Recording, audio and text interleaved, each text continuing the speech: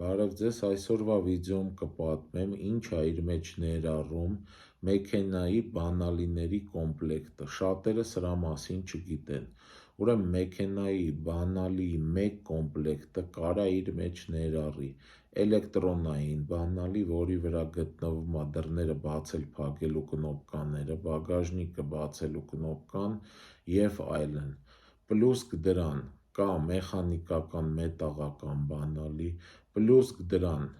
կա չիպ կամ իմոբիլայզեր, դա կարա լինի արտաքին դրսից կամ ներքին էլեկտրոնային բանալիի մեջ, պլյուս դրան կարա լինի սիգնալիզացիայի առանձին պուլտ, պլյուս դրան կարա լինի կածոլի, վեբաստոյի միացնել անջատելու առանձին պուլտ, այս բոլորը միասին կարա կոչվի բանալիների կոմպլեկտ, բայց շատերը ինչ են անում, մեքենան դնում են վաճառքի, հետը 2 հատ կամ 3 հատ, ասենք սովորական մետաղական մեխանիկական բանալի, ասենք թե 3 հատ, հայտարարությունում գրում են բանալիների 3 կոմպլեկտ կամ 3 կոմպլեկտ բանալի,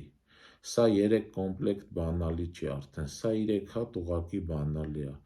սա է կոմպլեկտի ու սովորական բանալիի տարբերությունը, այսքանը, բաժանորդագրվեք YouTube-ի Արման Մանասարյան ալիքին և լայքեր դրեք։